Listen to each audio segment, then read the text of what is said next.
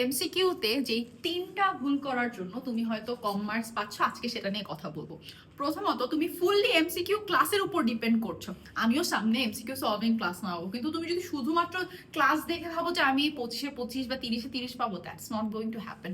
প্রথমত তোমাকে যে জিনিসটা করতে হবে সেটা হচ্ছে বইটা ভালো মতো পড়তে হবে। তুমি যদি মেইন বইটাই ঠিক মতো না পড়ো তাহলে কিভাবে হবে বলো তো? দ্বিতীয়ত হচ্ছে তুমি নিজে প্রশ্ন সলভ করছো না। নিচে একটা এমসিকিউ টেস্ট পেপার হোক, গাইড হোক, যে কোনো জায়গা থেকে এমসিকিউ সলভ করো। কারণ অনেক সময় আমাদের এক্সাম অ্যাংজাইটি থাকে, এক্সাম ফ্রাইড থাকে, সো আমরা ঠিক মতো হয়তো পরীক্ষার হলে প্রশ্নটাও পড়ে দেখি না।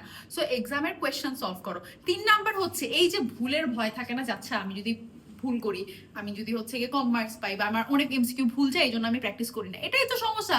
মেইন পরীক্ষায় গিয়ে ভুল হবে না। সো এই যে ভুলগুলো আছে, ভুলগুলোকে তোমার কি করতে হবে? এগুলোকে বইয়ে আলাদা করে মার্ক করে রাখতে হবে, যাতে যতবার তুমি নেক্সট কয়েকদিন বইয়ের পাতা উল্টাও তোমার মাথায় একটা রিমাইন্ডার যায়, সেটা তো ভুল করছি, তাহলে মেইন পরীক্ষাটা ভুল করা যাবে না। এবং আরেকটা জিনিস, এই ভুলটা কেন হয়েছে সেই জিনিসটা তোমার খুঁজে বের করতে হবে। তাহলে দেখবে তোমার জন্য এমসিকিউতে একটা টপ স্কোর করা হয়ে যাবে। একদম সহজ। For more such videos keep following.